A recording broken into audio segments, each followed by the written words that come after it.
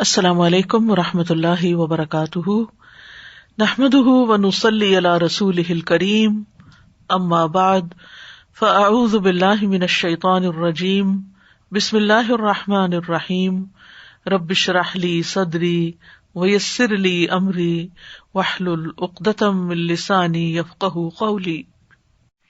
فَهَلْ يَنظُرُونَ إِلَّا السَّاعَةَ أَن تَأْتِيَهُم بَغْتَةً فَقَدْ جَاءَ أَشْرَاطُهَا فَأَنَّىٰ لَهُمْ إِذَا جَاءَتْهُمْ ذِكْرَاهُمْ۔ تو کیا یہ لوگ بس قیامت ہی کے منتظر ہیں کہ وہ اچانک ان پر آ جائے؟ اس کی علامتیں تو ظاہر ہو چکی ہیں، یعنی اس کا آنا بھی یقینی ہے کیونکہ علامتیں ظاہر ہو گئیں۔ جب وہ خود ہی آ جائے گی تو ان کے لیے نصیحت حاصل کرنے کا موقع کہاں باقی رہے گا، لہذا ہمیں آج نصیحت حاصل کرنی چاہیے اس کی علامات سے۔ یہ بات ہم سب جانتے ہیں کہ قیامت کا آنا برحق ہے اور یہ ہمارے ایمان کا حصہ ہے۔ قرآن مجید میں اللہ سبحانہ وتعالیٰ سورۃ الحج میں فرماتے ہیں، ذالک بأن اللہ هو الحق وأنہ یحیی الموتى وأنہ علی کل شیء قدیر وأن الساعة آتیۃ لا ریب فیہا وأن اللہ یبعث من فی القبور۔ یہ اس لیے ہے کہ بے شک اللہ ہی حق ہے، اور اس لیے کہ بے شک وہی مردوں کو زندہ کرے گا، یعنی قیامت کے دن، اور اس لیے کہ بے شک وہ ہر چیز پر پوری طرح قادر ہے، اور اس لیے کہ بے شک قیامت آنے والی ہے، اس میں کوئی شک نہیں، اور اس لیے کہ یقیناً اللہ ان لوگوں کو اٹھائے گا جو قبروں میں ہیں، یعنی قیامت کے دن سب لوگ اپنی اپنی قبروں سے اٹھائے جائیں گے، اللہ کے حضور حاضر ہوں گے، اور دنیا میں کیے جانے والے اعمال کے بارے میں ان کا محاسبہ کیا جائے گا۔ تو اللہ سبحانہ وتعالیٰ ہمیں اس بڑے دن کے شر سے محفوظ رکھے۔ ذَلِكَ بِأَنَّ اللَّهَ هُوَ الْحَقُّ وَأَنَّهُ يُحْيِي الْمَوْتَى وَأَنَّهُ عَلَى كُلِّ شَيْءٍ قَدِيرٌ وَأَنَّ السَّاعَةَ آتِيَةٌ لَا رَيْبَ فِيهَا وَأَنَّ اللَّهَ يَبْعَثُ مَن فِي الْقُبُورِ۔ قیامت کی نشانیوں کا ذکر کرنے کا مقصد یہ ہے کہ انسان اپنی منزل کی تیاری کر سکے، جہاں اسے ایک دن جا کر ٹھہرنا ہے، پہنچنا ہے، اس کے بارے میں اچھی طرح آگاہی حاصل کر سکے۔ انس بن مالک کہتے ہیں کہ ایک شخص نے رسول اللہ صلی اللہ علیہ وسلم سے قیامت کے بارے میں پوچھا کہ قیامت کب آئے گی؟ آپ نے فرمایا، تم نے قیامت کے لیے کیا تیاری کی ہے؟ یعنی اصل مقصد ہے اس دن کی تیاری کرنا، نہ کہ صرف یہ جاننا کہ کب آئے گی وہ۔ اس نے عرض کیا، میں نے اس کے لیے بہت ساری نمازیں، روزے اور صدقے نہیں تیار کر رکھے، یعنی وہ تو صرف فرائض کی حد تک ہی ہیں، لیکن میں اللہ اور اس کے رسول سے محبت کرتا ہوں، یہ میری تیاری ہے۔ نبی صلی اللہ علیہ وسلم نے فرمایا، پھر تمہارا حشر بھی انہی کے ساتھ ہوگا جن سے تمہیں محبت ہے۔ ابن رجب رحمہ اللہ کہتے ہیں کہ پس قیامت کب آئے گی؟ آپ نے اس کا جواب دینے سے اعراض برتا اور اس کے لیے تیاری کا ذکر کیا، کیونکہ سوال کرنے والے اور دوسرے لوگوں کو اس کی تیاری کا حکم دیا گیا ہے، اور اسی بات کو اہمیت دی جانی چاہیے، یعنی قیامت کا ذکر ہو یا قیامت کی نشانیوں کا ذکر ہو، اصل اہم چیز کیا ہے کہ اس کی تیاری کی جائے، اور فتنوں کے آنے سے پہلے پہلے نیک اعمال کی طرف توجہ اور بڑھ جائے۔ رسول اللہ صلی اللہ علیہ وسلم نے فرمایا، فتنوں سے پہلے پہلے نیک اعمال کرنے میں جلدی کرو، یعنی اس سے پہلے کہ اور نشانیاں ظاہر ہوں اور پھر بڑی نشانیاں سامنے آ جائیں، تو بہتر یہ ہے کہ انسان اپنے عمل میں بہتری لائے۔ علامات قیامت ظاہر ہونے سے پہلے عمل کرنے کا وقت ہے، کیونکہ جب علامات نازل ہو جائیں گی تو لوگوں کو دہشت ناک کر دیں گی، لوگ ڈر جائیں گے، گھبرا جائیں گے، اور اس ڈر اور گھبراہٹ میں وہ عمل کرنا بھول جائیں گے، یا ان کے لیے توبہ کا دروازہ بند کر دیا جائے گا۔ اس لیے توبہ کا دروازہ بند ہونے سے پہلے پہلے انسان توبہ کرے، اللہ کی طرف لوٹ آئے، اس سے پہلے کہ عمل کرنے میں مشکل آ جائے، نیک عمل کر لے۔ امام نووی رحمہ اللہ کہتے ہیں کہ اس حدیث کا معنی ہے کہ اس میں نیک اعمال کی طرف جلدی کرنے کی ترغیب دی جا رہی ہے، اس سے پہلے کہ عمل کرنے مشکل ہو جائیں اور انسان ان سے مشغول ہو جائے، ان مشغول کر دینے والے فتنوں کی وجہ سے جو بہت کثرت سے ہوں گے. یعنی جو وقت آگے جا رہا ہے، قریب آ رہا ہے، فتنے زیادہ ہوتے جا رہے ہیں، بڑھتے چلے جا رہے ہیں، اور جو چاندنی رات کے اندھیروں کی طرح نہیں بلکہ کالی اندھیری رات کے اندھیروں کی طرح تہ بتہ ہوں گے. یعنی چاندنی رات میں بھی اندھیرے کا ایک تاثر ہوتا ہے لیکن کم، لیکن جب چاند نہیں ہوتا تو اندھیرا شدید ہو جاتا ہے. نبی صلی اللہ علیہ وسلم نے ان فتنوں کی سختیوں کی کچھ اقسام کو بیان کیا ہے، اور ان میں سے ایک یہ ہے کہ بندہ شام کو مومن ہوگا اور صبح کافر ہو جائے گا یا اس کے برعکس ہوگا. اس کی وجہ یہ ہوگی کہ فتنے بہت سنگین ہوں گے کہ ایک ہی دن میں انسان کے اندر اتنی خطرناک تبدیلی پیدا ہو جائے گی. تو بہرحال ہمیں فکر کرنی چاہیے اپنے ایمان کی، اعمال صالح کی، اور اس دن کو اپنی نگاہوں کے سامنے رکھ کر یہ زندگی گزارنی چاہیے. وہ کام کرنے چاہیے جو اس دن فائدہ دیں گے، اور ان چیزوں سے اجتناب کرنا چاہیے جو اس دن نقصان کا باعث بننے والی ہیں. تو آج ہم انشاءاللہ ایمانیات سے متعلق علامات قیامت کو دیکھیں گے کہ انسان کے ایمان میں کیسے کیسے فتنے ہوں گے. اس میں سے پہلی چیز یہ ہے کہ امت میں شرک آ جائے گا. رسول اللہ صلی اللہ علیہ وسلم نے فرمایا، بے شک مجھے اپنی امت پر گمراہ کرنے والے اماموں یعنی مذہبی رہنماؤں کا ڈر ہے، اور جب میری امت میں تلوار رکھ دی جائے گی یعنی قتل و غارت ایک دفعہ شروع ہوگی تو قیامت تک نہیں اٹھائی جائے گی. یعنی مسلمانوں کی باہمی جنگیں پھر قیامت تک کبھی کہیں ہوتی چلی جائیں گی، اور قیامت اس دن تک قائم نہیں ہوگی یہاں تک کہ میری امت کے بعض قبائل مشرکین سے جا ملیں، اور یہاں تک کہ میری امت کے بعض قبائل بتوں کی عبادت کریں گے. یعنی یہاں تک معاملہ پہنچ جائے گا، اس قدر فتنے شدید ہو جائیں گے. ہوں گے مسلمان لیکن ان کے طور طریقے مشرکین سے ملتے جلتے ہوں گے. یعنی کہنے کو مسلمان ہوں گے لیکن اعمال میں شرک آ جائے گا. تو یہاں حدیث میں جو لفظ آئے نا وَإِذَا وُضِعَ السَّيْفُ، جب تلوار رکھ دی جائے گی یعنی آپس کی خانہ جنگی شروع ہو جائے گی. اور تلوار کا لفظ اس لیے استعمال کیا گیا ہے کہ سمبولک ہے، یعنی تلوار کی تصویر دیکھتے ہی، تلوار کا لفظ سنتے ہی مارنا، قتل کرنا اور قتل و غارت ذہن میں آتی ہے. لیکن اس کا یہ مطلب نہیں کہ تلوار کے علاوہ کوئی اور آلات استعمال نہیں ہوں گے.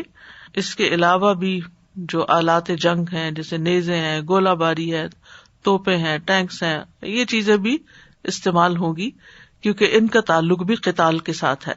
اور پھر لم یرفع عنہا الی یوم القیامہ، قیامت تک یہ کام ہوتا رہے گا، نہ اٹھایا جائے گا ان سے قیامت تک.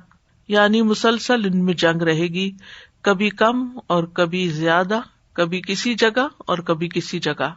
اور یہ نبی صلی اللہ علیہ وسلم کی اس دعا کی قبولیت کی وجہ سے ہے جو آپ نے دعا کی کہ ان کی آپس میں ایک دوسرے سے لڑائی ہو جائے لیکن ان پر باہر سے دشمن مسلط نہ ہو جو ساری امت کو ختم کر دے. اور ہم یہ دیکھ رہے ہیں کہ مسلمانوں کی آپس کی لڑائیاں قریب کے دور میں دیکھیں، ماضی میں دیکھیں، تاریخ پڑھیں، ہر دور میں یہ فتنے آپ کو نظر آئیں گے. اس وقت شام کی صورتحال دیکھیں اور یمن کی صورتحال دیکھیں، باقی علاقوں کو دیکھیں تو مسلمان ہی مسلمان کے ساتھ لڑ رہا ہے. پھر حدیث کے الفاظ ہیں حتی تلحق قبائل من امتی بالمشرکین، یہاں تک کہ میری امت کے قبائل مشرکین سے جا ملیں گے. ابن عثیمین رحمہ اللہ اس حدیث کی شرح میں کہتے ہیں کہ کیا اس مل جانے سے جسمانی طور پر ان کا جا ملنا مراد ہے، یعنی ایک گروہ نقل مکانی کر کے اپنا علاقہ چھوڑ کے ان کی طرف چلا جائے گا اور ان میں داخل ہو جائے گا، یا حکمی طور پر ان سے مل جانا مراد ہے، یعنی وہ مشرکین والا عمل کر کے اپنے عمل کے ذریعے ان سے جا ملے گا، یعنی اس کے عمل مشرکین کے عمل والے ہو جائیں گے. تو بظاہر یوں ہی معلوم ہوتا ہے اور جو حالات اور واقعات کا مشاہدہ ہے کہ اس سے دونوں معنی مراد ہو سکتے ہیں، یعنی بذات خود بھی مسلمانوں کا ایسے لوگوں سے جا ملنا اور پھر ان کے طور طریقے اختیار کر لینا. پھر اسی طرح یہاں خاص طور پر یہ فرمایا وَحَتَّى تَعْبُدَ قَبَائِلُ مِنْ أُمَّتِي الْأَوْثَانَ، یہاں تک کہ میری امت کے بعض قبائل بتوں کی عبادت کریں گے. یعنی نہ صرف یہ کہ باقی شرکیہ اعمال بلکہ بتوں کی پوجا بھی کریں گے. اور یہ تو معلوم ہے آپ کو کہ بتوں کے آگے سجدہ کرنا یا ان کے آگے نظر نیاز رکھنا یا ان کے آگے ہاتھ جوڑنا یا ان سے دعائیں کرنا یا ان کا واسطہ وسیلہ دینا، یہ تمام چیزیں اس میں آ جاتی ہیں۔ پھر اسی طرح ایک اور علامت آپ نے بتائی قبیلہ دوس کے شرک کے بارے میں، یعنی خاص طور پر قبیلہ دوس کا شرک ذکر کیا آپ نے۔ رسول اللہ صلی اللہ علیہ وسلم نے فرمایا، صحیح بخاری کی حدیث ہے، قیامت قائم نہیں ہوگی یہاں تک کہ قبیلہ دوس کی عورتوں کی پیٹھیں ذوالخلصہ کے بت کے گرد طواف کرتے ہوئے حرکت کریں گی۔ اور ذوالخلصہ قبیلہ دوس کا خاص بت تھا جس کو وہ زمانے جاہلیت میں پوجا کرتے تھے۔ مراد یہ ہے کہ جاہلیت والی جو رسمیں تھیں یا جو طریقے تھے وہ دوبارہ عود کر آئیں گے، لوگ ان پہ فخر کرنے لگیں گے۔ یہاں پر آپ نے جو فرمایا کہ حتی تضطرب الیات نساء دوس علی ذی الخلصۃ، تضطرب کا مطلب ہوتا ہے حرکت کرنا، مضطرب ہونا، اور الیات جو ہے یہ الیتن کی جمع ہے، الیتن، اور اس سے مراد عورتوں کے کولے والا حصہ یعنی بٹکس جس سے کہتے ہیں۔ تو مراد یہ ہے کہ ذوالخلصہ بت کے ارد گرد طواف کرتے ہوئے ان عورتوں کے کولے ہلیں گے، یعنی تیز تیز حرکت کریں گی، ایک طرح سے کفر کا ارتکاب کریں گی اور بتوں کی عبادت کی طرف لوگ واپس لوٹ جائیں گے۔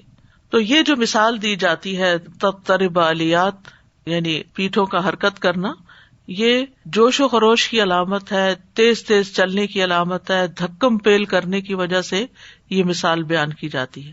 تو مطلب یہ ہے کہ صرف چند لوگ نہیں ہوں گے، بہت کثرت سے لوگ یہ کام شروع کر دیں گے، یعنی ہجوم ہوں گے ان کے ارد گرد، بہت رش ہوگا، اور جب وہ اس رش میں طواف کریں گے تو ان کی پیٹھیں بھی ایک دوسرے سے ٹکرائیں گی۔ رش میں جب کوئی تیز چلنے کی کوشش کرتا ہے تو پھر دائیں بائیں اس کے دھکے لگتے ہیں۔ آج کل اگر آپ دیکھیں کہ کعبہ کے گرد جب طواف ہوتا ہے تو یہ سچویشن آپ کو دیکھنے میں ملے گی، خاص طور پر جو لوگ پہلی دفعہ جاتے ہیں یا پھر یہ ہے کہ تھوڑے اینگزائٹی کا شکار ہوتے ہیں یا ان کو یہ خوف ہوتا ہے کہ کہیں گم نہ جائیں اور وہ طواف کرتے ہوئے تیز تیز چلتے ہیں تو لا محالہ وہ ایک دوسرے سے ٹکرا جاتے ہیں۔ تو یہ صورتحال قیامت کے قریب دوس قبیلے کی ہوگی کہ وہ ذوالخلصہ خاص بت ہے، اس کو دوبارہ اسی طرح بنا لیا جائے گا اور اس کے گرد طواف کریں گے اور اس کی عبادت میں مشغول ہو جائیں گے۔ اور اس یہ بھی ظاہر ہوتا ہے کہ ان کو کتنا شدید شوق ہوگا۔ اضطراب بھی کیفیت اسی شخص کی ہوتی ہے جس کے اندر کسی کام کے کرنے کا جذبہ، ولولہ یا شوق پیدا ہو جائے اور اس کی وجہ سے ان کے اندر تیزی آ جائے۔ اسی طرح ایک اور حدیث کے مطابق لات اور عزا کی پرستش بھی شروع ہو جائے گی۔ صحیح مسلم کی حدیث ہے، حضرت عائشہ رضی اللہ تعالی عنہا روایت کرتی ہیں، وہ کہتی ہیں کہ میں نے رسول اللہ صلی اللہ علیہ وسلم کو فرماتے ہوئے سنا، دن اور رات کا سلسلہ اس وقت تک ختم نہیں ہوگا جب تک کہ لات اور عزا کی عبادت دوبارہ نہ ہونے لگے۔ میں نے کہا اللہ کے رسول، جب اللہ نے یہ آیت نازل کی هو الذی ارسل رسولہ بالہدی ودین الحق لیظہرہ علی الدین کلہ ولو کرہ المشرکون، وہ ذات جس نے اپنے رسول کو ہدایت اور دین حق کے ساتھ بھیجا تاکہ اسے ہر دین پر غالب کر دے چاہے یہ مشرکین کو ناگوار گزرے۔ تو میں تو سمجھتی تھی کہ یہ کام مکمل ہو گیا، یعنی دین مکمل ہو گیا، شرک مکمل ختم ہو گیا اور عربوں کے ہاں اب دوبارہ کبھی بت پرستی نہیں ہوگی۔ تو آپ نے فرمایا کہ اس میں سے جو اللہ نے چاہا وہ عنقریب ہوگا، پھر اللہ ایک پاکیزہ ہوا بھیجے گا جو ہر اس شخص کو موت کے حوالے کر دے گی جس کے دل میں رائی کے دانے برابر بھی ایمان ہوگا، باقی وہی لوگ رہ جائیں گے جن میں کوئی خیر موجود نہ ہوگی اور وہ اپنے آباء و اجداد کے دین پر واپس چلے جائیں گے۔ ابن بطال کہتے ہیں کہ اس حدیث سے اور اس جیسی احادیث سے یہ مراد نہیں ہے کہ روئے زمین کے تمام کناروں سے دین ختم ہو جائے گا، یعنی مکمل طور پر نہیں، ایسا نہیں کہ دین میں سے کچھ باقی نہ بچے، کیونکہ یہ دین قیامت تک باقی رہے گا۔ تو مراد یہ کہ اس خاص علاقے میں عربوں کے ہاں لات و عزا کی پرستی شروع ہو جائے گی، لیکن اس کا یہ مطلب نہیں کہ ساری دنیا میں یہ شروع ہو جائے گا۔ کچھ اور علاقے ایسے بھی ہوں گے کہ جہاں دین اگرچہ قیامت کے قریب کمزور ہو جائے گا، اجنبیت کی طرف لوٹ جائے گا، لیکن بہرحال کچھ نہ کچھ رہے گا بھی۔ پھر جھوٹی نبوت کا فتنہ، یہ قیامت کی ایک اور علامت ہے۔ ایمانیات میں سے پہلی چیزیں تو اللہ کے حقوق کے بارے میں تھی اور یہاں رسول اللہ صلی اللہ علیہ وسلم کے حق کے بارے میں بات کی جا رہی ہے۔ سنن الترمذی کی روایت ہے، ابو ہریرہ کہتے ہیں کہ رسول اللہ صلی اللہ علیہ وسلم نے فرمایا، قیامت اس وقت تک قائم نہ ہوگی یہاں تک کہ تقریباً 30 دجال اور کذاب نکلے، اور ان میں سے ہر ایک یہ دعویٰ کرے گا کہ وہ اللہ کا رسول ہے۔ سبحان اللہ، علماء نے ان لوگوں کے باقاعدہ نام اور تاریخیں کتابوں میں درج کر رکھی ہیں کہ کس موقع پر کب کس نے یہ دعویٰ کیا اور پھر اس کا انجام کیا ہوگا۔ بات یہ ہے کہ امت کے اندر ہمیشہ ایسے لوگ موجود رہے ہیں کہ جن کو اپنے ایمان کی فکر ہوتی ہے، اور انہوں نے ایسے دجالوں اور کذابوں اور جھوٹے نبیوں سے باقاعدہ جنگ بھی کی یا ان کا خاتمہ کیا، یعنی ان کو چھوڑا نہیں۔ اور یہ لفظ جو دجالون آیا ہے اور کذابون آیا ہے، تو اس کا مطلب نہیں بہت سارے دجال، یعنی جو مخصوص معنی میں دجال ہے۔ دجل کہتے ہیں کسی چیز کو ڈھانپ لینا، ملمہ سازی کرنا، اسی لیے یہ لفظ جھوٹ پر بھی بولا جاتا ہے۔ تو اس بنا پر آپ صلی اللہ علیہ وسلم کا فرمان کذابون بطور تاکید آیا، یعنی دجال کا مطلب ہی جھوٹا ہے، اور پھر کذاب اس پر مزید تاکید ہے۔ نبی صلی اللہ علیہ وسلم کا یہ بتانا بالکل برحق ہوا کہ جھوٹے دجال ظاہر ہوں گے، اور نبی صلی اللہ علیہ وسلم کے ہی آخری دور میں ایسے لوگ ظاہر ہو گئے، یعنی اس کی تصدیق نبی صلی اللہ علیہ وسلم کے آخری زمانے میں ہی ظاہر ہو گئی۔ وہاں مسلمہ کذاب نے یمامہ میں اور اسود انسی نے یمن میں خروج کیا، یعنی اپنے آپ کو نبی کہا۔ پھر ابو بکر رضی اللہ عنہ کی خلافت میں طلحہ بن خویل نے خروج کیا، طلحہ۔ اور یہ لوگ جو ہیں حق اور باطل کو ملا کے پیش کریں گے۔ تو دجل کا ایک معنی خلط ملط کرنا بھی ہوتا ہے کہ چیز حق کے مشابہ لگنے لگے، یعنی دجل کا مطلب ہے موہ و لبسا۔ یہ اس وقت کہا جاتا ہے جب ایک شخص خلط ملط کرتا ہے اور ملمہ سازی کرتا ہے، جیسے ہم کہتے ہیں نا شوگر کوٹنگ کرنا، تو اندر کچھ ہوگا اور باہر سے کچھ اور ظاہر کیا جا رہا ہوگا۔ حق کو باطل کو ملا کر دھوکہ دینے والے ہوں گے، بظاہر دین کا لبادہ اوڑھنے والے لیکن فاسد عقائد ایجاد کرنے والے ہوں گے۔ دیکھنے میں لگیں گے کہ بہت دیندار ہیں، لیکن دین میں نئی نئی باتیں نکال دیں گے، حتیٰ کہ ایمانیات اور عقائد سے متعلق بھی۔ اور میرات المفاتیح میں آتا ہے کہ یہ حدیث اس معنی پر محمول کی جائے جو محدثین کے ہاں مشہور ہے کہ ان سے مراد وہ احادیث ہیں جو من گھڑت ہیں، یعنی جھوٹی احادیث کے بیان کرنے کی بات، یعنی دجل جو ہے۔ پھر اسی طرح جہاں نبی صلی اللہ علیہ وسلم کی آخری نبوت اور ختم رسالت کے بعد لوگ نبوت کے دعوے کریں گے، وہاں آپ سے بے انتہا محبت کرنے والے بھی دنیا میں آئیں گے، اس کی بھی پیشن گوئی کی گئی ہے۔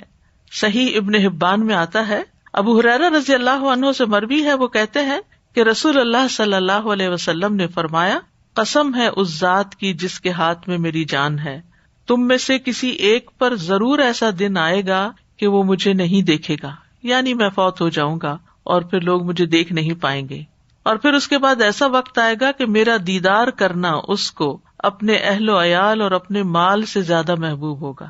یعنی ایسے لوگ میری امت میں آئیں گے جو مجھ سے اتنی محبت رکھتے ہوں گے کہ جو اپنا سارا مال دینے کو تیار ہو جائیں، اپنے اہل و عیال کو چھوڑ دینے پہ تیار ہو جائیں، صرف اس لیے کہ وہ مجھے دیکھ سکیں۔ یعنی ایسی شدید محبت رکھنے والے آئیں گے۔ ہم سب کو بھی اپنے دلوں کا جائزہ لینا چاہیے کہ ہمارے دل میں رسول اللہ صلی اللہ علیہ وسلم کو دیکھنے، ان سے ملاقات کرنے کا کتنا شوق ہے، اور پھر خاص طور پر قیامت کے دن حوض کوثر پر آپ کے ہاتھوں پانی پینے کا کتنا شوق ہے۔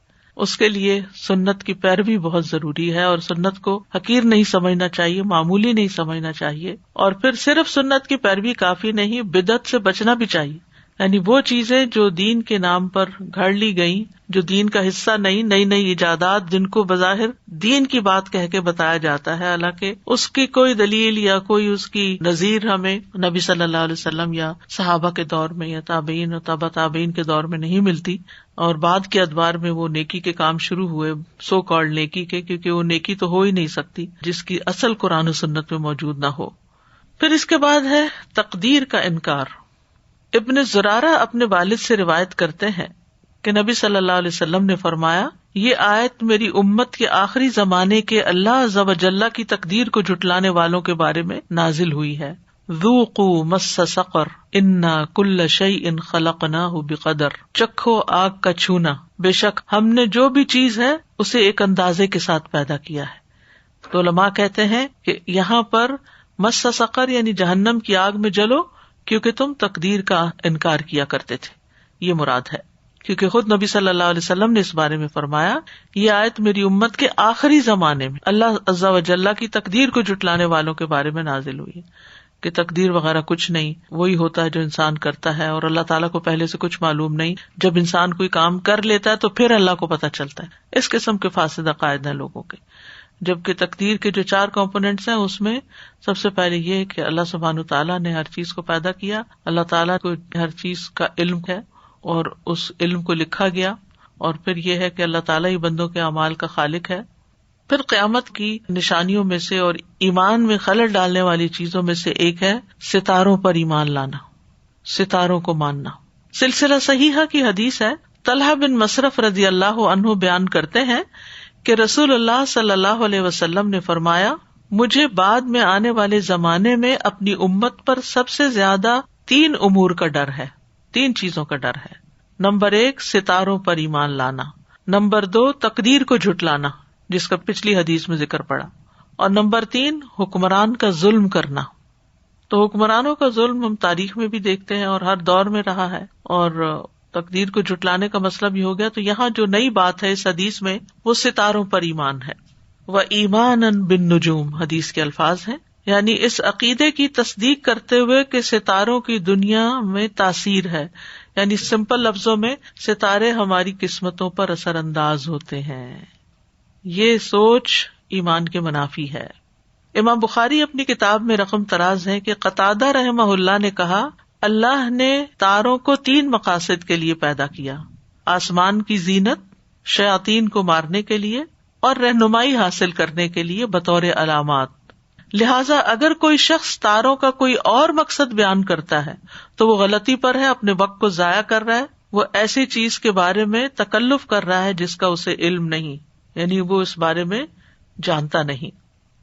لہٰذا ایسی کتابوں کا مطالعہ جس میں برجوں کے بارے میں لکھا ہوتا ہے کہ کون کس برج کے تحت پیدا ہوا، کس تاریخ کو پیدا ہوا، اور پھر اس برج کی وجہ سے، کیونکہ یہ فلاں ستارے کے طلوع ہونے کے وقت پیدا ہوا تھا اس لیے اس کی زندگی میں یہ اور یہ فائدے اور ایسے ایسے ناکامیاں ہیں، یہ بات درست نہیں ہے. ہم جانتے ہیں کہ ستارے اللہ سبحانہ تعالیٰ کی تخلیق ہیں، وہ اللہ کے تابع ہیں اور وہ اللہ تعالیٰ کو سجدہ کرتے ہیں. سورۃ الحج 18 میں فرمایا، الم تر ان اللہ یسجد لہ من فی السماوات ومن فی الارض والشمس والقمر والنجوم والجبال والشجر والدواب وکثیر من الناس. کیا تم دیکھتے نہیں کہ اللہ ہی کے لیے سجدہ کر رہی ہے ہر وہ چیز جو آسمانوں میں ہے اور جو زمین میں ہے، اور سورج بھی ایک سیارہ ہے، سورج اور چاند اور ستارے اور پہاڑ اور درخت اور سب جاندار اور بہت سے انسان بھی، یہ سب کیا ہیں؟ اللہ کے آگے سجدہ کر رہے ہیں. تو جو خود اللہ کے آگے جھکے ہوئے ہیں ان کی اپنی کیا مجال ہے کہ کسی کی قسمت میں کوئی دخل اندازی کریں یا ان کے ہاتھ میں کوئی اختیار آ گیا؟ ایسا کچھ بھی نہیں. اللہ سبحانہ تعالیٰ نے ان ستاروں کو بندوں کے فائدوں کے لیے مسخر کر رکھا ہے. الاعراف 54 میں فرمایا، والشمس والقمر والنجوم مسخرات بامرہ، سورج اور چاند اور ستارے اس کے حکم سے مسخر ہیں. پھر اسی طرح سورۃ النحل 16 میں فرمایا کہ وعلامات وبالنجم هم یہتدون، اور علامتیں ہیں یہ اور ستاروں سے وہ راہ پاتے ہیں. تو اس سے یہ پتہ چلتا ہے کہ سمندر اور خشکی کے اندھیروں میں ستاروں سے قافلے، مسافر لوگ اپنے رستے تلاش کرتے ہیں. سورۃ الانعام 97 میں فرمایا، وَهُوَ الَّذِي جَعَلَ لَكُمُ النُّجُومَ لِتَهْتَدُوا بِهَا فِي ظُلُمَاتِ الْبَرِّ وَالْبَحْرِ قَدْ فَصَّلْنَا الْآيَاتِ لِقَوْمٍ يَعْلَمُونَ.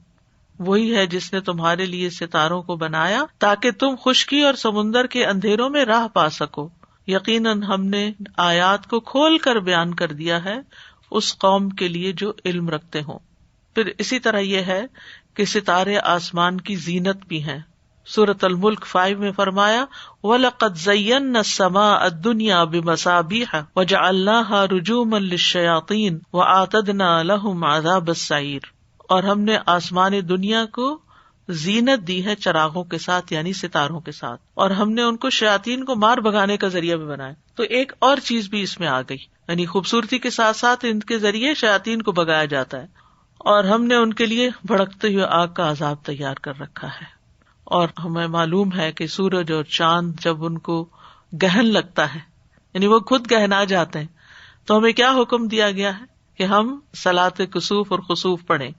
اور پھر جب آپ کے بیٹے ابراہیم کی وفات ہوئی تھی تو سورج گہنا گیا تھا، تو لوگوں نے سمجھا کہ شاید یہ آپ کے بیٹے کی وفات کی وجہ سے ہوا ہے.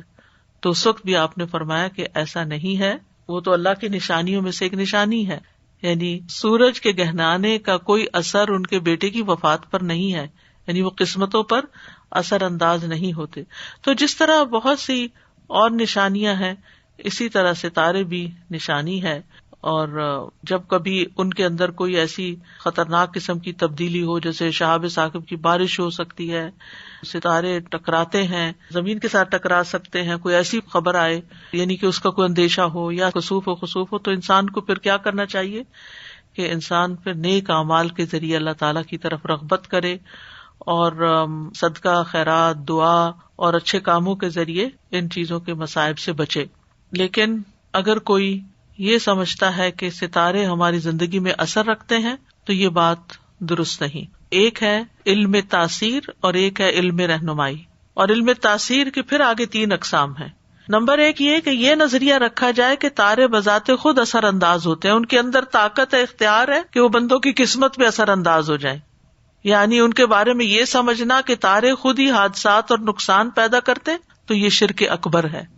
ٹھیک ہے، یعنی فلاں ستارے کی وجہ سے زلزلہ آیا ہے مثلاً کوئی کہے، یا ستارے کی وجہ سے بارش ہوئی ہے، یعنی ستارہ سبب بنا بارش لانے کا، تو یہ پھر شرک اکبر ہے. نمبر 2 ان تاروں کو انسان علم غیب جاننے کا ذریعہ بنائے، یعنی تاروں کی نقل و حرکت اور ان کے آنے جانے سے یہ مطلب نکالے کہ اب فلاں فلاں کام رونما ہوگا، کیونکہ فلاں تارا فلاں منزل میں داخل ہو گیا ہے، اب یوں ہونے والا ہے. مثلاً نجومیوں کی جو پیشن گوئیاں ہوتی ہیں اس اعتبار، نجومی کو کہتے بھی نجومی اسی لیے ہے کیونکہ نجم ستارے کو کہتے ہیں، یعنی جو ستاروں کے بارے میں اپنی رائے دیتا ہے. اسی طرح اگر کوئی نجومی یہ کہے کہ فلاں شخص کی زندگی بڑی کٹھن ہوگی کیونکہ اس کی پیدائش فلاں تارے کے وقت ہوئی، تو یہ بات درست نہیں.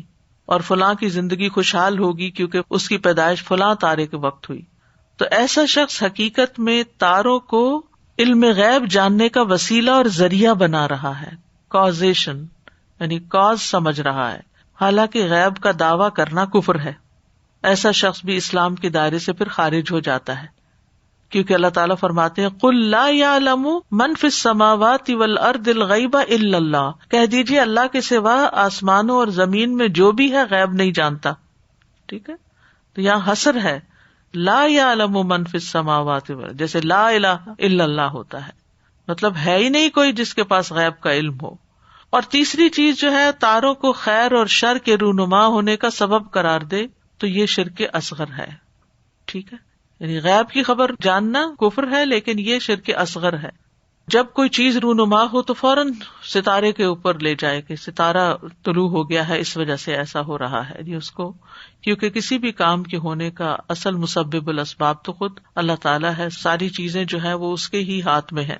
مثلاً کوئی شخص کسی دھاگے کو باندھ کر، بعض لوگ ہوتے ہیں نا وہ دھاگے باندھتے ہیں اپنے گلے میں لٹکاتے ہیں، بچوں کے امام ضامن باندھتے ہیں بازوؤں پہ اور سمجھتے ہیں کہ اس کی وجہ سے شفا ہوگی، اور کہتے ہیں کہ شفا اللہ دیتا ہے لیکن دھاگا سبب ہے. ٹھیک ہے، یہ مان لیا شفا اللہ دیتا ہے. شرک اکبر سے تو انسان بچ گیا، لیکن شرک اصغر میں پھنس گیا، کیونکہ اللہ تعالیٰ نے دھاگے میں کوئی شفا نہیں رکھی.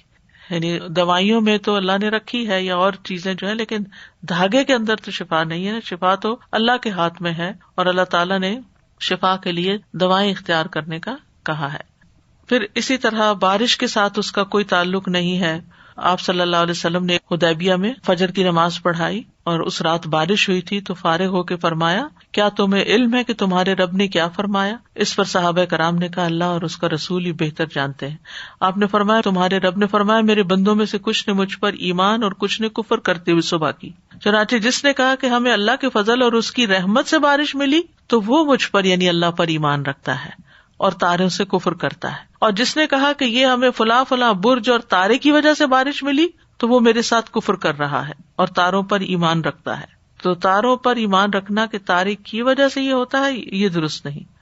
دوسرا یہ ہے کہ علم رہنمائی، مثلاً تاروں کے چلنے سے اگر کوئی شخص دینی رہنمائی حاصل کرے تو اس میں کوئی حرج نہیں. مثلاً ستاروں کی مدد سے قبلے کا رخ معلوم کرنا، اسی طرح تاروں کی نقل و حرکت سے دنیاوی امور میں رہنمائی ملے تو بھی سیکھنے میں کوئی حرج نہیں، جیسے تاروں سے جہتوں کا تعین ہونا کہ مشرق کدھر ہے مغرب کدھر ہے، رات کے وقت تو نہیں پتہ چلتا، وعلامات وبالنجم هم یہتدون۔ پھر اسی طرح تاروں سے موسموں کا تعین کیا جائے، بعض علماء نے اسے مکروہ سمجھا ہے، بعض نے مباح کہا ہے، کیونکہ عموماً یہ ہوتا ہے کہ مثلا سورج اگر کسی خاص اینگل پہ نکل رہا ہے تو کہتے ہیں سمر شروع ہو گئی، یا کوئی خاص ستارہ نظر آنے لگتا ہے تو لوگ کہتے ہیں اب موسم بدل جائے گا، تو وہ کاز نہیں ہوتا، وہ کو ریلیشن ہوتا ہے کہ جب مخصوص قسم کی تبدیلیاں آسمان پر ہوتی ہیں تو زمین پر بھی مخصوص تبدیلیاں ہو جاتی ہیں۔ یہ ستاروں کی تاثیر کی وجہ سے نہیں ہوتا، بلکہ زمین کی جو حرکت ہوتی ہے یا روٹیشن ہوتی ہے ستاروں کی، اس کی وجہ سے کچھ ستارے جب سامنے آ جاتے ہیں تو پھر زمین پر بھی لوگ موسموں کی تبدیلی پریڈکٹ کرنے لگتے ہیں۔ یہ ایسے ہی ہے جیسے کوئی کہے کہ اب مشرقی ہوا چل پڑی تو سردی آ جائے گی اور مغربی چل پڑی تو گرمی آ جائے گی وغیرہ وغیرہ۔ مجھے نہیں معلوم کہ مشرقی سے سردی آتی ہے مغربی سے، لیکن ہواؤں کے جب رخ بدلتے ہیں تو اس سے موسم بھی بدلتے ہیں، وہ ایک علامت ہوتی ہے۔ تو سلامت کے طور پر اگر کوئی شخص کوئی ایسی بات کر دیتا ہے تو اس میں حرج نہیں ہے، لیکن علم نجوم سیکھنا یہ درست نہیں۔ نبی صلی اللہ علیہ وسلم نے فرمایا من اقتبس شعبۃ من النجوم فقد اقتبس شعبۃ من السحر، جس نے علم نجوم کا کچھ حصہ سیکھا تو گویا اس نے جادو کا کچھ حصہ سیکھا۔ اور جادو کیا ہے؟ کتاب و سنت اور اجماع امت کے مطابق حرام ہے۔ تو علم نجوم جو ہے اور نجومیوں کی صحبت میں بیٹھنا اور نجومیوں کو جا کے ہاتھ دکھانا اور پھر ایسی کتابیں پڑھنا، خاص طور پر جو ہاروسکوپس بنے ہوئے ہیں اور اس میں پورے سال کی پریڈکشنز دی جا چکی ہوتی ہیں، لکھی جا چکی ہوتی ہیں کہ اس ڈیٹ کو یہ ہوگا اور اس کو، یہ پورا ایک کاروبار ہے اور ایمان خراب کرنے والی چیز ہے۔ اور بعض اوقات پھر اخباروں میں یہ ہفتہ کیسا رہے گا، کس کو معلوم کیسا رہے گا؟ اللہ ہی کو معلوم ہے، علم غیب تو اللہ کو پتا ہے، لیکن یہی وہ چیز ہے جس کا سیکھنا منع ہے۔ اسی طرح ٹیلی ویژن پہ بعض اوقات ایسے شوز ہوتے ہیں اور بعض نجومیوں سے پوچھا جا رہا ہوتا ہے کہ ہماری یہ شادی کب ہوگی یا بچہ کب پیدا ہوگا۔ نعوذ باللہ، یہ علم اللہ کے سوا کس کو ہے کہ کون سا کام کب ہوگا؟ اور اگر ہم یہ سمجھتے ہیں کہ علم نجوم کے ذریعے کسی نجومی کو کچھ علم ہو گیا ہے اور وہ ہماری تقدیر بتا رہا ہے یا ستارے بتا رہے ہیں، تو وہ خود اپنے بارے میں نہیں جانتے کہ ان کے ساتھ کیا ہوگا۔ اس قسم کے طلسماتی علوم سیکھنا اور ان پر اپنی زندگی کا انحصار رکھنا اور انٹرسٹ رکھنا، یا شادی سے پہلے پوچھنا کہ آپ کا ستارہ کون سا ہے اور آپ کا برج کون سا ہے، تو یہ چیزیں جو ہیں یہ ہمارے ایمان کے منافی ہیں، دین میں خلل پیدا کرنے والی ہیں، تو ان چیزوں سے مکمل طور پر بچنا چاہیے۔ فَهَلْ يَنظُرُونَ إِلَّا السَّاعَةَ أَن تَأْتِيَهُم بَغْتَةً فَقَدْ جَاءَ أَشْرَاطُهَا فَأَنَّىٰ لَهُمْ إِذَا جَاءَتْهُمْ ذِكْرَاهُمْ۔ اب عبادات سے متعلق کچھ پیشن گوئیاں اور کچھ علامات بتائی جائیں گی انشاءاللہ۔ عبادات میں سب سے پہلی چیز ہے نمازوں کا ضائع کیا جانا۔ صحیح مسلم میں ہے، ابو ذر رضی اللہ عنہ سے روایت ہے، وہ کہتے ہیں کہ رسول اللہ صلی اللہ علیہ وسلم نے مجھ سے فرمایا، اے ابو ذر، ان قریب میرے بعد ایسے حکمران ہوں گے جو نماز کو فوت کر دیں گے، تو تم نماز کو اپنے وقت پر پڑھنا۔ تو اگر تو نے نماز کو اپنے وقت پر پڑھ لیا تو وہ نماز جو پھر حاکم کے ساتھ پڑھی جائے گی جماعت میں، وہ تیرے لیے نفل ہوگی، ورنہ تو نے تو اپنی نماز پوری کر ہی لی۔ یعنی بہت تاخیر سے پڑھنا، بہت ڈیلے کر کے پڑھنا جو ہے یہ بھی ناپسندیدہ ہے اور یہ بھی علامات قیامت میں سے ہے۔ پھر ہے طہارت اور دعا میں مبالغہ کرنا۔ رسول اللہ صلی اللہ علیہ وسلم نے فرمایا، ان قریب اس امت میں ایسے لوگ پیدا ہوں گے جو وضو اور دعا میں مبالغہ کریں گے۔ دعا میں حد سے بڑھ جانے سے مراد کیا ہے کہ انسان ایسی دعائیں مانگنا شروع کر دے، ایسی چیزوں کا سوال کرے جن کا وہ حقدار ہی نہیں، اور وہ ایسی چیز مانگے جس میں وہ حد سے بڑھ رہا ہو۔ انسان کو اللہ تعالیٰ سے دعا کرنی چاہیے کہ اللہ اسے جنت میں داخل کر دے اور جہنم سے بچا لے، تو یہ حد سے بڑھنا نہیں ہے۔ لیکن مثلا کوئی کہے یا اللہ مجھے اس ملک کا سربراہ بنا دے، نہ آپ میں اہلیت، نہ آپ میں قابلیت، اور نہ ہی آپ اس کام کے لیے پیدا ہوئے، اور آپ وہ چیز مانگ رہے ہیں کہ جس کا دور پار کہیں نام و نشان نہیں۔ اسی طرح طہارت میں حد سے بڑھنا کیا ہے کہ انسان ایک عضو کو 3 مرتبہ سے زیادہ دھونا شروع کر دے، یا پھر اتنا پانی استعمال کرے کہ اس کا وسوسہ ہی ختم نہ ہو کہ اس کی طہارت ہو گئی ہے. 3 مرتبہ سے زیادہ دھونا اسراف ہے. وضو تو ایک دفعہ دھونے سے بھی فرض پورا ہو جاتا ہے، 3 دفعہ تک دھونا جو ہے یہ سنت ہے، لیکن 3 دفعہ سے زیادہ دھونا جو ہے یہ اسراف ہے اور حد سے بڑھنا ہے، جس کے لیے لفظ حدیث میں ہے یا تدون فی الطہور، کہ وہ طہور میں یعنی پاکیزگی حاصل کرنے میں، وضو کرنے میں حد سے بڑھ جائیں گے. پھر ہے مساجد پر فخر کرنا. انس رضی اللہ عنہ سے روایت ہے کہ نبی صلی اللہ علیہ وسلم نے فرمایا، قیامت اس وقت تک قائم نہ ہوگی جب تک لوگ مسجدوں پر فخر نہ کریں گے، اپنے اپنے ملکوں کی، اپنے اپنے علاقوں کی، اپنے اپنے شہروں کی، ان کی ڈیکوریشن کے اعتبار سے، ان کی کیپیسٹی کے اعتبار سے، ان کے اندر جو آرائش اور تزئین کی گئی ہے اس اعتبار سے. اسی لیے ایک اور علامت ہے قیامت کی کہ مساجد کو قیامت کے قریب بہت مزین کیا جائے گا، بہت خوبصورت بنایا جائے گا، بہت ڈیکوریٹ کیا جائے گا. رسول اللہ صلی اللہ علیہ وسلم نے فرمایا، جب تم لوگ مساجد کو مزین کرو گے اور مصاحف کو خوبصورت بناؤ گے، یعنی اس کے اوپر سونے کا پانی پھیرا جا رہا ہے، پھول بوٹے بنائے جا رہے ہیں، تو تم پر ہلاکت اور بربادی ہوگی. پھر مساجد کو سیر و تفریح کا مرکز بنا لیا جانا. انس رضی اللہ عنہ سے روایت ہے کہ رسول اللہ صلی اللہ علیہ وسلم نے فرمایا، قیامت کی نشانیوں میں سے یہ بھی ہے کہ مسجدوں کو گزرگاہ بنا لیا جائے گا، یعنی لوگ آئیں گے، اس میں گھومے پھریں گے، سیر کریں گے اور نکل جائیں گے، نہ کوئی نماز، نہ کوئی عبادت، نہ کوئی خشوع، نہ ہی کوئی اور روحانیت. تو آپ آج دیکھ سکتے ہیں کہ اسلامی دنیا میں بہت سی ایسی مساجد ہیں جہاں پر لوگ صرف ریلیکس کرنے کے لیے جاتے ہیں، پکنک منانے کے لیے جاتے ہیں، اور اسی مقصد کے لیے وہ ان کے احاطے میں داخل ہوتے ہیں. بعض سیاح جاتے ہیں اور وہ صرف تصاویر لے کر وہاں سے نکل آتے ہیں، 2 رکعت نماز تک ادا نہیں کرتے. بعض مسجدوں کو لٹرلی گزرگاہ بنا لیا جاتا ہے شارٹ کٹ کی وجہ سے، کہ ایک دروازے سے داخل ہوئے اور دوسرے سے بس نکل گئے، تاکہ اپنا رستہ مختصر کر لیں، لمبے رستے سے باہر سے گھوم کر نہ جانا پڑے، یا سردی گرمی سے بچ سکیں تو چلے مسجد کے اندر سے ہی نکل جاتے ہیں. یعنی ان کا مقصد یہ نہیں ہوتا کہ وہ جماعت کے ساتھ نماز ادا کریں یا تحیۃ المسجد ادا کریں، نہ ہی مساجد میں ہونے والی علمی مجالس میں وہ داخل ہوتے ہیں یا حاضر ہوتے ہیں. یعنی دیگر مقاصد کے لیے استعمال کرنا، ان مقاصد کے علاوہ جن کے لیے دراصل مسجد بنی ہے. پھر اسی طرح سلسلہ صحیحہ میں آتا ہے، رسول اللہ صلی اللہ علیہ وسلم نے فرمایا ہے کہ یہ بھی علامات قیامت میں سے ہے کہ آدمی 2 رکعت نماز پڑھے بغیر مسجد سے گزر جائے گا. یعنی آئے گا مسجد میں، گپ شپ لگائے گا، بات چیت کرے گا، میل ملاقات کرے گا، کسی سے کوئی کام ہے وہ کرے گا، اور پھر اس کے بعد نماز بھی ادا نہیں کرے گا اور نکل جائے گا. علامہ البانی نے ایک روایت بیان کی ہے کہ نبی صلی اللہ علیہ وسلم کے ساتھی کہا کرتے تھے، کانا اصحاب محمد صلی اللہ علیہ وسلم یقولون، کہ قیامت کی علامات میں سے یہ ہے کہ مساجد میں مذابح بنا لیے جائیں گے. اور مذابح کا مطلب ہے محراب، یعنی یہ عام نمازیوں کی جگہ سے علیحدہ اونچی چبوتروں کی طرح جگہ ہوتی ہیں، یعنی جیسے سٹیج ہوتے ہیں. پھر مساجد میں دنیا کی باتیں ہونے لگیں گی.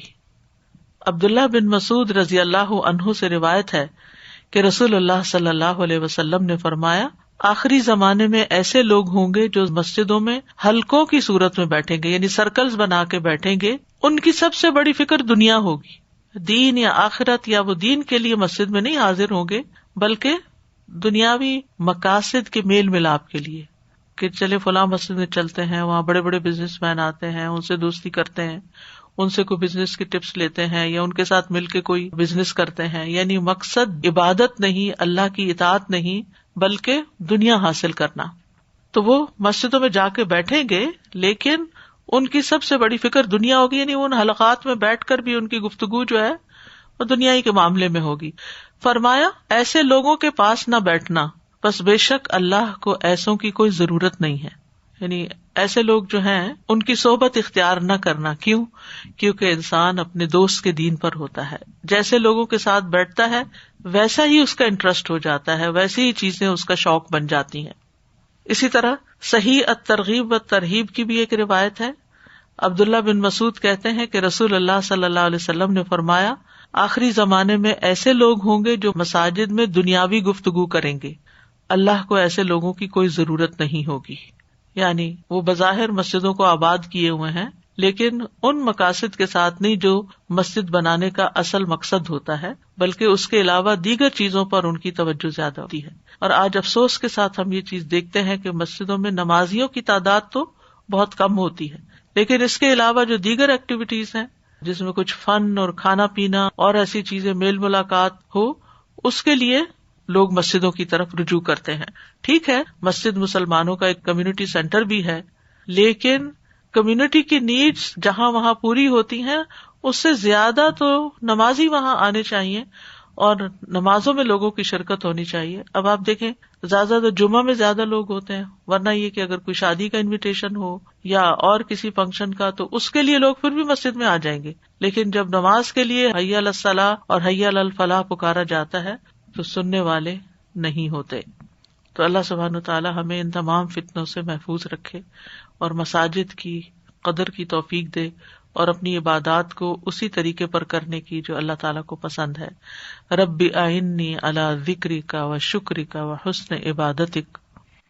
فَهَلْ يَنظُرُونَ إِلَّا السَّاعَةَ أَن تَأْتِيَهُم بَغْتَةً فَقَدْ جَاءَ أَشْرَاطُهَا فَأَنَّىٰ لَهُمْ إِذَا جَاءَتْهُمْ ذِكْرَاهُمْ۔ چوتھی چیز ہے قرآن سے متعلق علامات قیامت، قرآن کو گا گا کر پڑھنا۔ رسول اللہ صلی اللہ علیہ وسلم نے فرمایا 6 چیزوں سے پہلے عمل کر لو۔ نمبر 1 بے وقوفوں کی حکومت، نمبر 2 پولیس والوں کی کثرت، نمبر 3 قطع رحمی رشتوں کو کاٹنا، نمبر 4 فیصلوں کی خرید و فروخت یعنی ججز سے فیصلے مال دے کے کروائے جائیں گے، نمبر 5 قتل کو معمولی سمجھنا، نمبر 6 اور نوجوان لڑکے آئیں گے جو قرآن کو گا گا کر پڑھیں گے، وہ ایسے آدمی کو امام بنائیں گے جو نہ فقیہ ہوگا نہ عالم، وجہ صرف یہ ہوگی کہ وہ انہیں گا گا کر قرآن سنائے گا، دین کا کوئی مطلب معنی حقیقت اس کو معلوم نہ ہوگی، ساری کی ساری توجہ خوش الہانی پر ہی ہوگی۔ قرآن کا حلق سے نیچے نہ اترنا، رسول اللہ صلی اللہ علیہ وسلم نے فرمایا ایسے لوگ بھی پیدا ہوں گے جو قرآن مجید تو پڑھیں گے لیکن وہ ان کی ہنسلی کی ہڈی یعنی حلق سے نیچے نہیں اترے گا، جب ان کی ایک لہر اٹھے گی تو اسے روک دیا جائے گا، یہ سلسلہ جاری رہے گا حتیٰ کہ ان لوگوں کے بڑے لشکروں میں دجال ظاہر ہوگا، یعنی قرآن پڑھنے والوں کے بیچ میں سے ہی وہ نکل آئے گا۔ سندھی رحمہ اللہ کہتے ہیں اس حدیث کی تفسیر میں کہ آپ صلی اللہ علیہ وسلم کا فرمان ینشأ نشبن، قاموس میں ناشئ اس لڑکے اور لڑکی کو کہتے ہیں جو بچپن کی حد سے آگے بڑھ جائے، یعنی وہ ایک لہر کی صورت میں آئیں گے، کثرت ہو جائے گی ان کی۔ اور آپ کا فرمان ہے کلما خرج قرن، کہ جب ان میں سے ایک گروہ ظاہر ہوگا قطع کاٹ دیا جائے گا، یعنی اس کو ختم کر دیا جائے گا، جیسے فرقہ حروریہ خوارج کا فرقہ تھا تو حضرت علی رضی اللہ عنہ نے ان کی سرکوبی کر دی تھی۔ حتی یخرج فی ارادہم، یعنی فی خداعہم، یعنی یہاں تک کہ ان کے گھروں سے ان کے آخری آدمی بھی مقابلہ اور مناظرہ کرے گا، یعنی ان کا خاتمہ بھی کیا جائے گا اور پھر آخری آدمی تک ان کو ختم کیا جائے گا، لیکن پھر وہ دوبارہ اٹھ جائیں گے۔ شیخ الاسلام ابن تیمیہ کہتے ہیں کہ اس حدیث میں یہ علمی فائدہ ہے کہ خوارج بھی امت کے فرقوں میں سے ایک فرقہ ہے اور اس فرقے کا وجود آخری زمانے تک جاری رہے گا، وقتاً فوقتاً خروج کرتا رہے گا، اور جب بھی کوئی فرقہ ظاہر ہوگا اس کو کاٹ دیا جائے گا، ان کا معاملہ ختم ہوگا، پھر دوبارہ ایک اور گروہ ظاہر ہو جائے گا اور یہ سلسلہ چلتا رہے گا یہاں تک کہ ان کے آخری فرقے میں دجال نمودار ہوگا۔ پھر قرآن مجید سے متعلق ایک اور حدیث ہے، صرف حروف کی ادائیگی پر توجہ ہوگی، سلسلہ صحیحہ کی حدیث ہے، جابر بن عبداللہ سے مروی ہے، وہ کہتے ہیں کہ نبی صلی اللہ علیہ وسلم نے فرمایا ان قریب ایسے لوگ آئیں گے کہ وہ قرآن کی درست ادائیگی کو اتنی اہمیت دیں گے جتنی کہ تیر کے سیدھا کرنے کو دی جاتی ہے، اور وہ اس کا بدلہ دنیا میں وصول کریں گے اور اس کے اجر و ثواب کو آخرت تک مؤخر نہیں کریں گے، یعنی پہلے سے ہی کانٹریکٹ کر لیں گے کہ کس مجلس پر کتنا ان کو پے کیا جائے گا وغیرہ وغیرہ۔ وَسَيَجِيءُ أَقْوَامٌ يُقِيمُونَهُ، یعنی ایسے لوگ آئیں گے جو قرآن کے الفاظ اور کلمات کو صحیح طرح ادا کریں گے، یعنی ان کے مخارج اور صفات کی حفاظت میں تکلف ہوگا، اور قرات کے عمل میں مبالغہ کریں گے، ریاکاری، سمعہ، فخر، شہرت حاصل کرنے کے لیے انتہا درجے کا مبالغہ۔ تیبی کہتے ہیں کہ اس حدیث کے ظاہر میں تنگی کو ختم کرنے اور حکم کو آسان بنانے کی بات ہے، یعنی بہت تکلف نہیں کرنا چاہیے قرات میں، اور اللہ تعالیٰ سے اجر تلاش کرنے، عمل میں اخلاص کا اظہار کرنے، قرآن کے معنی میں غور و فکر کرنے اور اس کے عجائبات میں غوطہ زن ہونے کی بات ہے. یعنی اس کے برعکس یہ کام کرنا چاہیے. یتعجلونہ کا مطلب ہے دنیا میں ہی ثواب لینا چاہیں گے، ولا یتعجلونہ آخرت میں بعد میں پوسٹ پون نہیں کریں گے، تاخیر نہیں کریں گے، بلکہ وہ چاہیں گے کہ یہ اتنا جو ہم نے علم حاصل کیا ہے یا اتنا کچھ سیکھا ہے اور اتنے لوگ ہم سے متاثر ہوتے ہیں تو ہمیں اس پر کچھ دیا جائے. ایک اور روایت میں آتا ہے کہ قرآن حلق سے نیچے نہیں اترے گا. قرآن پڑھا کر اپنی پیروی چاہیں گے. معاذ بن جبل نے ایک دن فرمایا تمہارے بعد بڑے فتنے ہوں گے، مال بہت بڑھ جائے گا اور قرآن کھول کر عام کر دیا جائے گا، حتیٰ کہ مومن، منافق، مرد، عورتیں، چھوٹا بڑا، غلام، آزاد سب اسے حاصل کریں گے. اور ایسا ہوگا کہ کہنے والا کہے گا لوگوں کو کیا ہوا، میری پیروی نہیں کرتے حالانکہ میں نے قرآن پڑھا ہے. یعنی ہر کوئی قرآن پڑھ کر لیڈر بننے کی فکر میں ہوگا کہ اس کے فالوورز ہوں. وہ کہے گا یہ لوگ اس وقت تک میری پیروی نہیں کریں گے یہاں تک کہ میں ان کے لیے کوئی نئی اختراع کروں، نئی نئی چیزیں بتاؤں ان کو. چنانچہ تم اپنے آپ کو اس کی بدعت سے بچائے رکھنا، اس کی بدعت دلالت اور گمراہی ہوگی. پھر قرآن سے دور لوگوں کا قرآن پڑھنا، یعنی ان کو قرآن کی کوئی سمجھ نہیں ہوگی، جانتے نہیں ہوں گے اور وہ لوگوں کے رہنما بن جائیں گے. رسول اللہ صلی اللہ علیہ وسلم نے فرمایا قیامت کے قریب ہونے کی علامت یہ ہے کہ برے لوگوں کو مرتبوں میں بلند کر دیا جائے گا. ان کا اخلاق اور کردار وہ نہیں ہوگا جتنی ان کو عزت دی جا رہی ہوگی، اور نیک لوگوں کو گرا دیا جائے گا، یعنی ان کا کوئی مقام مرتبہ نہیں رہے گا. باتیں زیادہ ہوں گی، عمل محدود ہو جائے گا، اور لوگوں کو مثنات قرآن پڑھائے گا اور ان میں سے کوئی ایسا نہیں ہوگا جو اس کا رد کرے. کہا گیا کہ مثنات سے کیا مراد ہے؟ آپ نے فرمایا جس نے اللہ کی کتاب کے علاوہ سب کچھ لکھا پڑھا ہوگا. یعنی ویسے اس کے پاس بہت ڈگریاں ہوں گی، کتاب اللہ کو پوری طرح نہیں جانتا ہوگا، لیکن لوگوں کو قرآن پڑھانا شروع کر دیں. آج کے دور میں بہت سے ایسے لوگ موجود ہیں کہ جنہوں نے کہیں باقاعدہ قرآن مجید کی تعلیم حاصل نہیں کی، صرف دنیاوی ڈگریاں یا کسی وجہ سے شہرت ہو گئی اور انہوں نے قرآن کو تختہ مشق بنا لیا. علامہ البانی کہتے ہیں یہ حدیث نبی صلی اللہ علیہ وسلم کی نبوت کی علامتوں میں سے ہے اور صداقت کی نشانیوں میں سے بھی ہے. اس میں مذکورہ تمام امور وقوع پذیر ہو چکے ہیں، بالخصوص مسنات والا معاملہ. یہ وہ لوگ ہیں جنہوں نے اللہ کی کتاب کے علاوہ سب کچھ پڑھا لکھا ہوگا. اور افسوس کے ساتھ یہ کہنا پڑتا ہے کہ آج کل بعض اوقات دین کے نام پر بہت سی تعلیم دی جاتی ہے لیکن اس میں پورے قرآن کا مطالعہ شامل نہیں ہوتا. ماسٹرز کی ڈگری آپ دیکھیے کہ مختلف یونیورسٹیاں جو اسلامک اسٹڈیز میں ماسٹرز تک یا پی ایچ ڈی بھی آفر کرتی ہیں، اس میں بھی پورا قرآن پڑھنا یا سمجھنا شامل نہیں. یعنی قرآن کے علاوہ سب کچھ پڑھایا جاتا ہے لیکن قرآن سے ان کا وہ تعلق نہیں ہوگا. یہ کس قدر ڈرنے کی بات ہے. ایک اور روایت میں بھی آتا ہے کہ قرآن کے حروف کی حفاظت تو کی جائے گی لیکن قرآن کی حدود کو ضائع کر دیا جائے گا. عبداللہ بن مسعود نے ایک انسان سے کہا تم یقیناً ایسے زمانے میں ہو کہ اس میں علماء زیادہ اور قاری کم ہیں. اس زمانے میں قرآن کی حدود کی حفاظت کی جاتی ہے اور اس کے حروف کو ضائع کر دیا جاتا ہے. یعنی حروف کو بہت تکلف سے نہیں ادا کیا جاتا بلکہ تدبر پہ زور دیا جاتا ہے. مانگنے والے کم ہیں، دینے والے زیادہ ہیں. اس زمانے کے لوگ نماز لمبی کرتے ہیں، خطبہ چھوٹا کرتے ہیں. وہ اپنی خواہشات سے پہلے عمل کو ظاہر کرتے ہیں. اور عنقریب لوگوں پر ایسا زمانہ آئے گا کہ اس میں علماء کم، قاری حضرات زیادہ ہوں گے. یعنی آج آپ دیکھیں تو امت کا تعلق قرآن سے کتنا رہ گیا کہ بس ہمارا بچہ ایک دفعہ قاری صاحب سے قرآن مکمل کر لے، وہ سمجھتا ہے نہیں سمجھتا، دوبارہ بعد میں پڑھتا ہے یا نہیں، اس سے کنسرن نہیں. اس زمانے میں قرآن کے حروف کی حفاظت کی جائے گی لیکن اس کی حدود کو ضائع کر دیا جائے گا. مانگنے والے زیادہ اور دینے والے کم ہوں گے. اس میں لوگ خطبہ لمبا کریں گے، نماز چھوٹی کریں گے.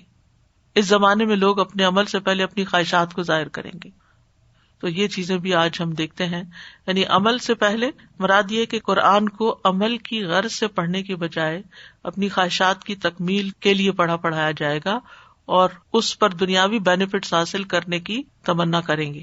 یعنی ان کی توجہ ساری اس چیز کی طرف ہوگی کہ اس کام سے ہمیں ملے گا کیا. پھر اسی طرح یہ کہ قرآن پڑھنے کے باوجود ان کے دل بڑے سخت ہوں گے.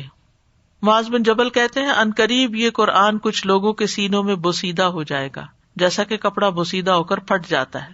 وہ اس قرآن کو پڑھیں گے لیکن اس میں کوئی لطف اور لذت نہیں پائیں گے. وہ بھیڑیوں کے دلوں پر بھیڑوں کی کھالیں پہنیں گے. ان کا عمل طمع اور لالچ کے لیے ہوگا، لیکن اس میں اللہ کا خوف نہ ہوگا۔ اگر وہ عمل میں کوتاہی کریں گے تو کہیں گے ان قریب ہم جنت تک تو پہنچ ہی جائیں گے، اگر وہ برے عمل کریں گے تو کہیں گے ہمیں معاف کر دیا جائے گا، ہم اللہ کے ساتھ کسی کو شریک نہیں ٹھہراتے، ہم شرک تو نہیں کرتے، ہمیں معافی مل جائے گی۔ اور پھر ایسے لوگ ہوں گے جو قرآن پڑھ کر دنیا طلب کریں گے۔ رسول اللہ صلی اللہ علیہ وسلم نے فرمایا جو شخص قرآن پڑھے اسے چاہیے کہ قرآن کے ذریعے اللہ تبارک و تعالیٰ سے سوال کرے کہ وہ اس کی ضروریات اور حاجات پوری کرے، کیونکہ ان قریب ایسے لوگ بھی آئیں گے جو قرآن کو پڑھ کر اس کے ذریعے سے لوگوں سے سوال کریں گے، یعنی ان کی تلاوت کا مقصد کیا ہوگا؟ لوگوں کو اپنی طرف متوجہ کرنا تاکہ لوگ ان کو دنیا کے فائدے پہنچائیں، ان کا مقصد آخرت کو حاصل کرنا نہیں ہوگا۔ تو اللہ سبحانہ وتعالیٰ ہمیں ان تمام فتنوں سے محفوظ رکھے۔ قرآن مجید جس مقصد کے لیے نازل ہوا ہے، اتارا گیا ہے، اسی مقصد کو ہم اپنی پرائرٹی رکھیں، اس کو سمجھیں، اس پر غور و فکر کریں، اس پر عمل کریں، اس کی تبلیغ کریں اور اس کے ساتھ اپنا جینا مرنا وابستہ کر لیں۔ تو اللہ سبحانہ وتعالی ہمیں اس کی توفیق عطا فرمائے۔ وآخر دعوانا ان الحمد للہ رب العالمین۔ سبحانک اللہم وبحمدک، اشہد ان لا الہ الا انت، استغفرک واتوب الیک۔